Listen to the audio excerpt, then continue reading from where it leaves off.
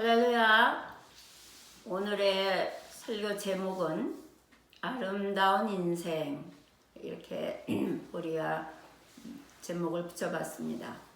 성경 말씀은 마태복음 16장 21절에서부터 28절입니다. 인생길을 예수님께서 이제 비유하실 때에 첫날에는 고난을 받고 그 다음에 죽임을 당하는 것을 이제 비유하시고, 그 다음에 3일에는 살아나야 할 것을 말씀해 주셨습니다. 마태복음 16장 21절입니다. 예수님께서 장로들과 대제사장들과 서기관들에게 많은 고난을 받고, 그 다음에 죽임을 당하고, 첫날에는 고난을 받고, 또 두 번째 날은 죽음 속에 있고, 세 번째 날은 부활의 역사가 일어나는 것을 우리가 볼 수가 있습니다. 인생은 애굽 생활에 비유하는데, 그것을 쇠풀무에서 인생을 겪어야 된다, 이렇게 예레미야서 11장 4절에 보면 하나님께서 이스라엘 조상들을 쇠풀무 애굽에서 구원하여 내셨다 하는 말씀이 있습니다. 그 애굽에서 구원했던 날에 너희는 나의 목소리를 청종하고 나의 모든 명령을 좇아 행하라. 그리하면 너희는 내 백성이 되겠고 나는 너희 하나님이 되리라. 그러나 이 애굽 생활이 쇠풀무라는 것은 불시험을 당하고 있다는 뜻입니다. 애굽에서 노예 생활을 할 때에도 이스라엘 백성들이 그 압박과 서름에서 신음하는 고통을 하고 기도했을 때 그 기도가 하늘에 상달되어서 하나님께서 들으시고 그 이스라엘 백성들을 쇠풀무 애굽에서 구원하여 내셨더라. 그래서 우리 인생길은 첫날에는 고난이 많이 우리들에게 주어진다 그랬습니다. 그러나 그 고난이라는 것이 이제 성경에서는 환난의 떡과 고생의 물을 우리에게 주신다 그러시는데, 자연인으로서는 하나님을 만날 수가 없습니다. 많은 사람들이 그냥 내가 좋아하는 대로, 내가 원하는 대로 이 세상을 살면 아름답게 될 줄 알고 가다가 나중에는 많은 시험에 부딪히는 것을 우리가 볼 수가 있습니다. 그래서 예수님도 마찬가지로 첫날에는 고난을 받으시는 인생의 삶을 비유하십니다. 그 다음에 예수께서 베드로에게 이르시되, 베드로가 예수님한테 그렇게 고난을 당하지 마시고 죽지 않기를 간구했습니다. 그럴 때 예수님께서 베드로에게 이 사단아 물러가라 그러셨어요. 그 사단이라는 그 정의 속에 내가 하나님의 일을 생각지 아니하고 사람의 일을 생각한다. 우리 인생의 고난은 죄 때문에 오는 것입니다. 내 자신의 죄뿐만 아니라 우리 조상 대대로 지은 죄 때문에 오는데, 죄는 고통을 가져오고 고통은 또 다른 고통을 갖다 주고, 이래서 그 고통에서 해방받을 때에 우리는 인생을 올바로 살 수가 있습니다. 그래서 우리가 하나님의 일을 생각하면 예수님의 제자가 되는데, 하나님의 일을 생각하지 아니하고 사람의 일만 생각하면 하나님과 원수되는 사단에 속한다는 것입니다. 사단은 몸은 죽여도 영혼을 죽이지 못하는 하늘에 권세가 없습니다.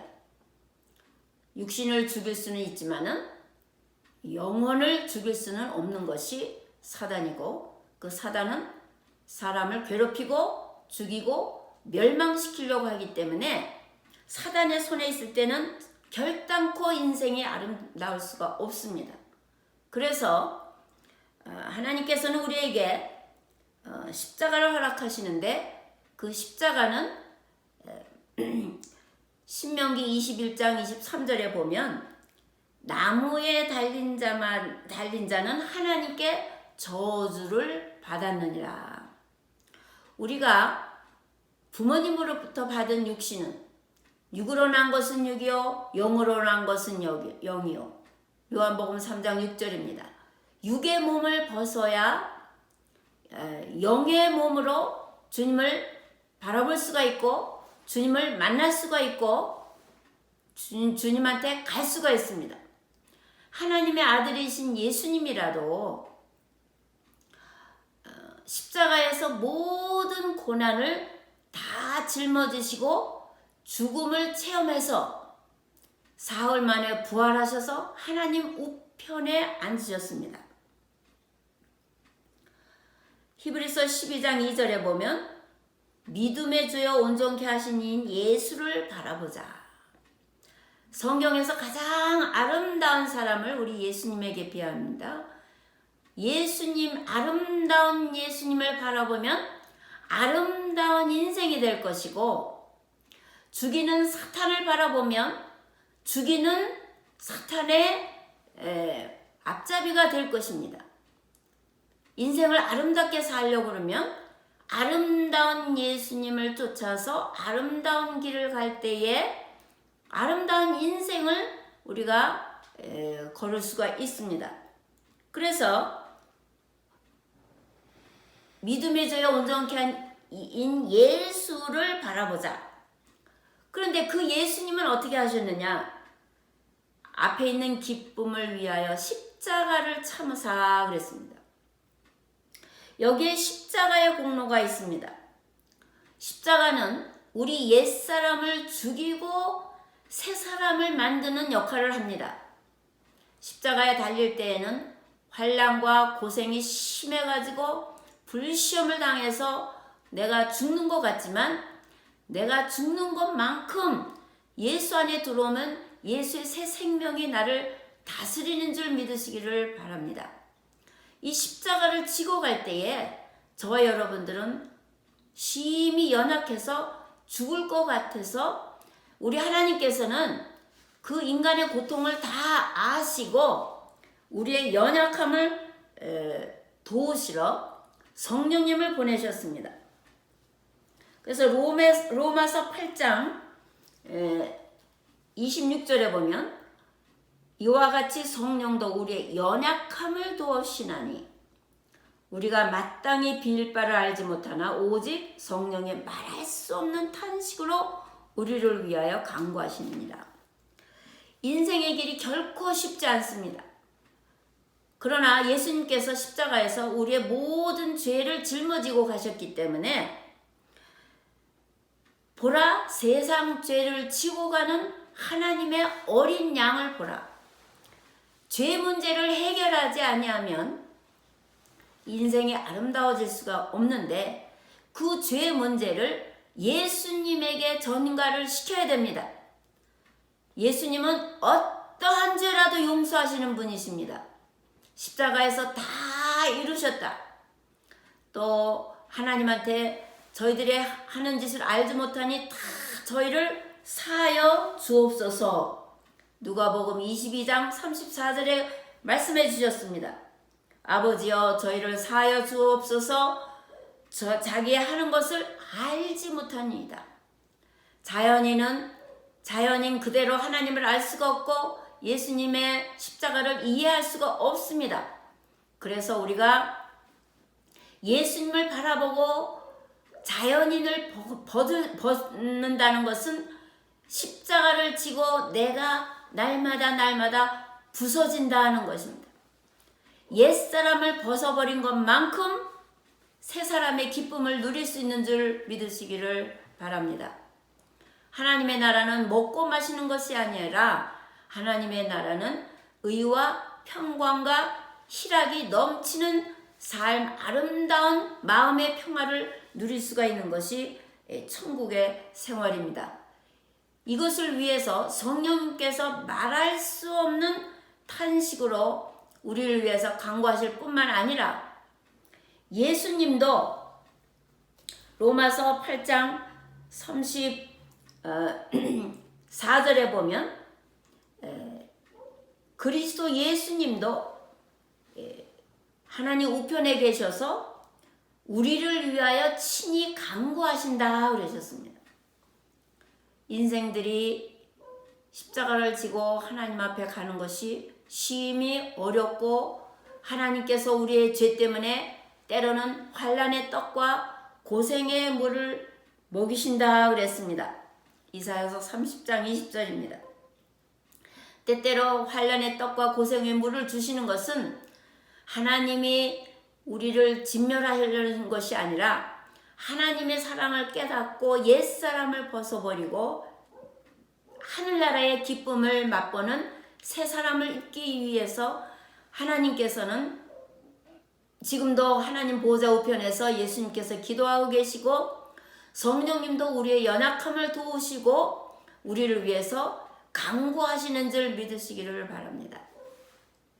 이렇게 해서 성령님도 간구하시고 예수님도 우리를 위해서 간구하실 때에 우리는 고통도 없고 사망도 없고 질병도 없고 가난과 저주도 없는 천국의 생활을 이 땅에서 맛볼 수 있는 줄 믿으시기를 바랍니다. 그것이 이 세상에서 천국의 생활이요 인생을 아름답게 사는 방법입니다. 이 세상에서 하나님의 일을 생각하면 예수님의 제자가 되고 하나님의 일을 생각하지 아니하고 사람의 일만 생각하면 사단에게 속하게 돼서 하나님 앞에 버림받게 되는 것입니다. 그러나 아름다운 믿음의 주여 온전케 한 예수를 바라보고 우리가 이 세상에 어렵더라도 주님을 신뢰하고 믿고 따라가면 우리 하나님께서는 우리를 인생을 아름답게 새 사람으로 빚어서 천국에 속할 수 있는 아름다운 인생으로 빚어주시는 줄 믿으시기를 바랍니다. 미리미리 환난에 대비하고 또 미리미리 고생의 물을 먹지 않으려면 예수님을 붙잡고 예수님의 말씀 따라 순종하면 우리 하나님께서는 우리에게 복을 주신다고 성경에 말씀해주고 있습니다. 시냇가에 심은 나무가 시절을 쫓아 과실을 맺으며 잎사귀가 마르지 아니함 같으니 모든 일이 다 형통하리로다 그랬습니다. 형통한다는 것은 술술 잘 풀린다는 말씀입니다. 인생이 아름답게 펼쳐진다는 뜻입니다. 하나님이 도와주시면 안 될 것도 되고 죽을 자도 살아나고 또 가난한 자도 부하게 하시고 또 새로운 창조의 역사를 일으키시기 때문에 우리 앞에 아름다운 인생이 펼쳐질 줄 믿습니다. 예수님을 붙들면 팬데믹도 물러가고 사망의 세력도 물러가고 어두움 세력도 물러가서 저와 여러분 앞에 장애물이 되는 모든 것이 물러갈 줄 믿습니다. 주님의 말씀을 붙잡고 우리가 인생의 길에 십자가를 묵묵히 지고 주님을 따라가면 예수님도 십자가를 참으사 부끄러움을 개의치 아니하시더니 하나님 보좌 우편에 앉으셨느니라. 잘 참고 십자가를 지고 가면 예수님도 하나님 보좌 우편에 앉으신 것 같이 우리도 하나님 보좌 우편에 앉으신다 그랬습니다. 하나님의 보좌의 기초는 의와 공입니다. 우리가 의롭게 또 공의를 가지고 주님의 공로를 덧입어서 주님을 바라보고 살면 우리들의 인생이 아름다운 인생으로 변화될 줄 믿습니다. 감사합니다.